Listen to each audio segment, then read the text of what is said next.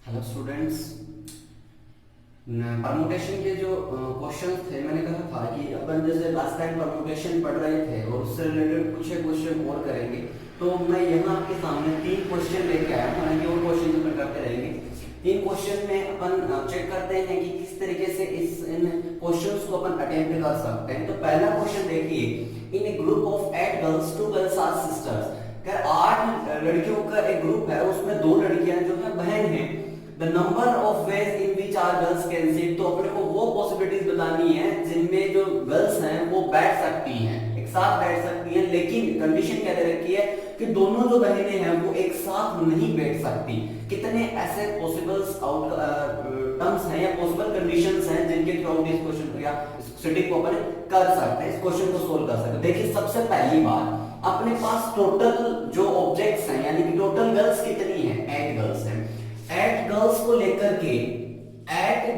लेकर के मैं कितने अरेंजमेंट कर सकता हूं, मतलब 8 गर्ल्स को मैं इस वे में कितने तरीके से बिठा सकता हूं। 1 2 3 4 5 6 7 8। देखिए इन 8 में मैं फर्स्ट कंडीशन तो वही सिस्टम है, आप चाहो तो इसको पिजनहोल मेथड के थ्रू सोल्व कर सकते हैं, फिर डायरेक्टली सोल्व कर सकते हो। तो अपन 8 पॉसिबिलिटी फिर 7 पॉसिबिलिटी वगैरह वगैरह, तो मैं सीधा सा काम कर दूं, ऐड डिफरेंट गर्ल्स हैं तो ऐड डिफरेंट में से टोटल को है नहीं, हालांकि 2 सिस्टर्स वो कंडीशन एक अलग है, बट ऑब्जेक्ट्स तो डिफर है, तो सारे ऑब्जेक्ट्स को लेकर के कितने परम्यूटेशंस बनाए जा सकते हैं। ऐड मैंने कहा था n ऑब्जेक्ट्स डिफरेंट हैं, उन डिफरेंट ऑब्जेक्ट्स में से सारों को एक साथ लेकर के कितने परम्यूटेशन फैक्टोरियल n बनाए जा सकते हैं। तो ये तो बात हो गई टोटल की, ये तो हो गई टोटल जो परम्यूटेशंस है वो फैक्टोरियल ऐड है। इस मतलब ये हुआ कि इन फैक्टोरियल ऐड अरेंजमेंट में वो कंडीशंस भी हैं जिनमें दोनों गर्ल्स हैं वो एक साथ बैठी होंगी, अलग अलग बैठी होंगी, सारी पॉसिबिलिटीज हैं। अब अपने को तो कंडीशन चाहिए कि वो कंडीशन चाहिए कि दोनों sisters are not sitting together, दोनों एक साथ नहीं बैठी हैं। तो अपन एक काम कर लेते हैं, वो पॉसिबल आउटकम्स ले लेते हैं जिनमें दोनों सिस्टर्स जो है वो एक साथ बैठी हैं। तो एक काम करते हैं, जो 8 गर्ल्स हैं, 8 गर्ल्स में से मैं कहता हूं कि 2 जो गर्ल्स हैं वो एक साथ हैं, तो 2 को तो मैं फिक्स कर लेता हूं, 2 एक साथ है, इसका मतलब टोटल जो हो गई, टोटल जो गर्ल्स हो गई वो एक तरह से हो गई कितनी, 7। टोटल गर्ल्स हो गई 7। क्यों हो गई, क्योंकि इन दोनों को जिनको एक साथ बैठाना उनको अपन एक अज्यूम करके लेके चलेंगे, एक ही मान के चलेंगे कि वो एक ही है नहीं, बट एक मान के चलेंगे। तो आज जो अपने पॉसिबिलिटीज हैं अकॉर्डिंग टू दिस, तो मैं कहूंगा कि अब 7 गर्ल्स को मतलब 7 ऑब्जेक्ट्स को अरेंज करने के टोटल में कितने हो गए, मैं कहूंगा वो फैक्टोरियल 7 एंड। बट देखो अभी तक बात खत्म नहीं हुई, क्यों नहीं हुई, क्योंकि ये जो 2 गर्ल्स हैं उनमें भी 2 अरेंजमेंट हो सकते हैं। कितने हो सकते हैं, पहले इधर बैठे दूसरी बाद में बैठे, या दूसरी वाले पहले बैठे पहले वाले बाद में बैठे। तो एंड अब जो 2 बचे हैं इन 2 में मेरे को क्या करना है, फैक्टोरियल 2 टाइप्स अरेंजमेंट में कर सकता हूं। जैसे कि मैंने पहले भी कहा था, अगर 2 की बात नहीं होती और कहा जाता है कि 3 गर्ल्स एक साथ बैठी हुई है, 3 सिस्टर्स हैं वो एक साथ नहीं बैठ सकते, तो अपन 3 को यहां लेते, तो कंडीशन बनती है फैक्टोरियल 6 इनटू, अब उन तीनों में अरेंजमेंट अपन कितने तरीके से कर सकते हैं, वो भी फैक्टोरियल 3 टाइप्स कर सकते हैं, तो यहां फैक्टोरियल 3 हो जाता है। Is it okay? अब देखिए ये वो पॉसिबिलिटीज हैं जिनमें दोनों गर्ल्स एक साथ बैठी हैं और ये है टोटल। तो number of ways in which 2 sisters are not sit together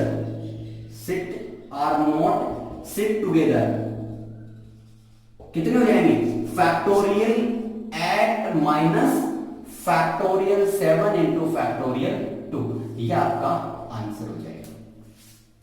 समझ में आया? नेक्स्ट देखिएगा जरा, अब इस क्वेश्चन की बात करते हैं अपन, ये बात थी इसकी। नेक्स्ट जो क्वेश्चन है वो क्वेश्चन ये है कि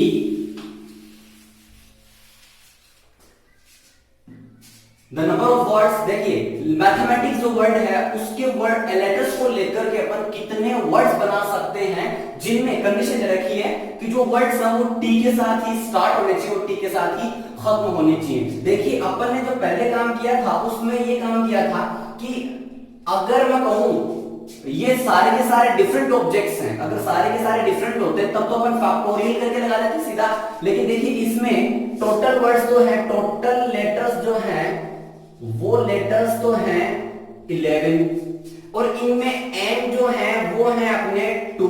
देखिएगा जरा, a जो है वो कितने हैं, वो भी 2 है।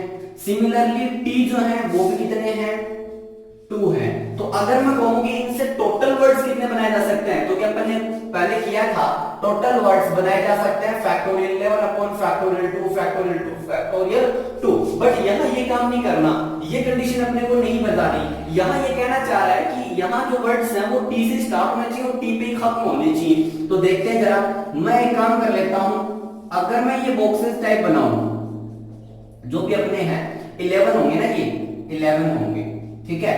अब मैं कह रहा हूं कि वर्ड को टी से स्टार्ट करना है और वर्ड को टी पे खत्म करना है, ठीक बात है। अब देखिए, टी पे स्टार्ट करना है, टी पे खत्म करना है, तो मैंने इनमें से कितने ले लिए, 2 ले लिए। इसका मतलब टोटल कितने बच रहे हैं पीछे, 9।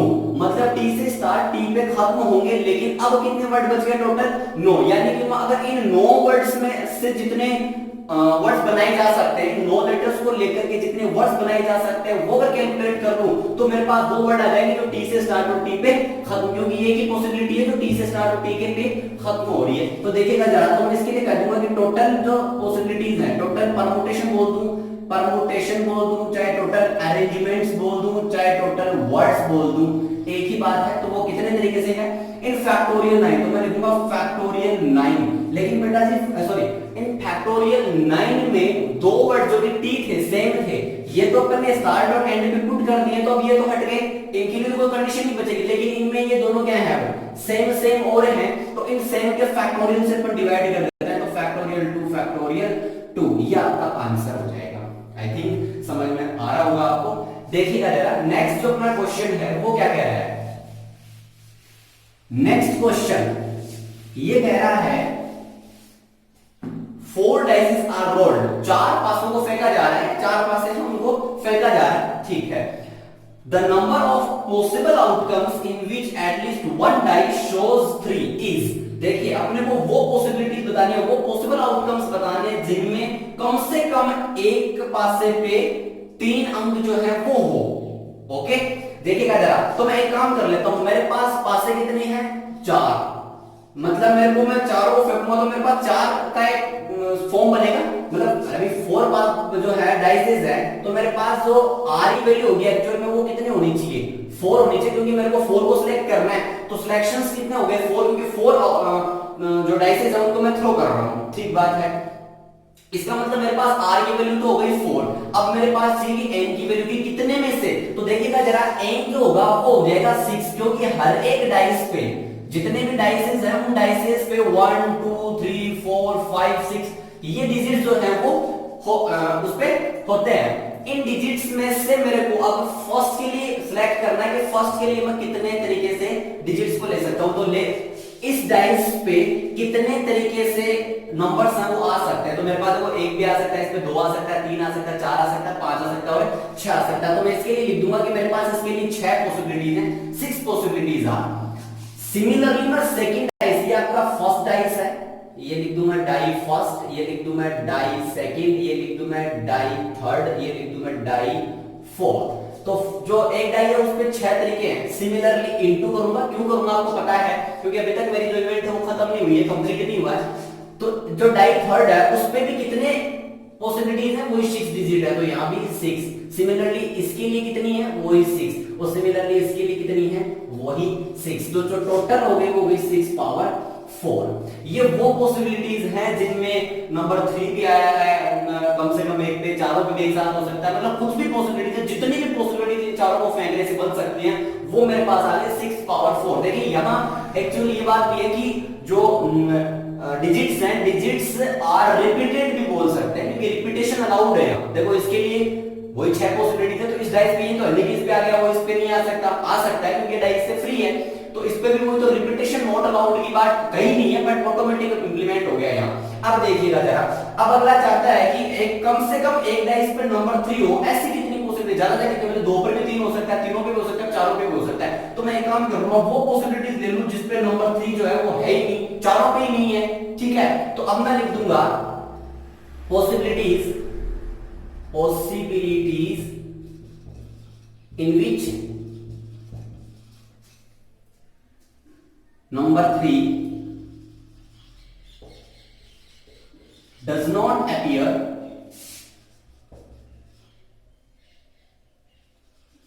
appear on any die, मतलब किसी पे भी नहीं हो। तो देखो किसी पे भी नहीं होने का मतलब है कि इसके लिए मैं कहूंगा कि इस पे कब नहीं होगा, जब मैं नंबर 3 को हटा दूं यहां से। इस पे भी कब नहीं होगा, जब मैं नंबर 3 को इस पे से भी हटा दूं। और इस पे भी कब नहीं होगा, जब नंबर 3 और सिमिलरली इसको भी। तो मैं क्या करूंगा, वही मेरे पास डाइसेज होंगे, चारों के चारों।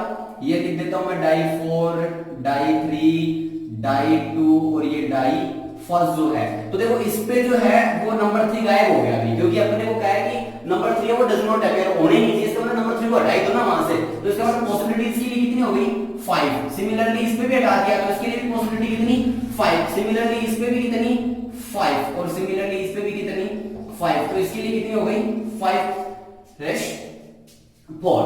अब देखिए अपने को तो वो बता रहे कि कम से कम एक पासे पे नंबर 3 है वो आए। अब देखो अपन ने वो बना लिया, टोटल बना लिए, और वो बना लिया जिन पे किसी पे भी क्या नहीं है, नंबर 3 जो है वो नहीं है। तो अब वो आ गए जिन पे at least one die. The possible outcomes in which 3 one die, at least one die shows 3। ये इक्वल टू हो जाएगा total minus in which 3 does not appear. जिनमें मतलब टोटल में से कुल को हटा दें, जिनमें किसी में भी नहीं है तो कम से कम एक में आ ही जाएगा। तो देखिएगा जरा, यहां टोटल पॉसिबिलिटीज होती है अपनी, टोटल पॉसिबिलिटी जो थी वो तो थी 6/4, और इसमें से मैं 5/4 इसको सेपरेट कर देता हूं। तो मेरे पास वो पॉसिबिलिटी नंबर 3 जो है वो कम से कम एक पासे पे जरूर होगा, कम से कम एक डाई पे जरूर होगा। वीडियो अच्छा लगा हो तो स्टूडेंट्स चैनल को सब्सक्राइब करना बिल्कुल ना भूलें, वीडियो को लाइक करें, शेयर करें। और भी लेटेस्ट जो और भी क्वेश्चंस हैं वो परम्यूटेशन के अपन और करेंगे। बट अब नेक्स्ट वीडियो में अपन कॉम्बिनेशन स्टार्ट करते हैं। कॉम्बिनेशन स्टार्ट करने के बाद कॉम्बिनेशन और परम्यूटेशन के जो मिक्सअप क्वेश्चंस किस तरीके से पूछे जाते हैं उनकी बात करेंगे।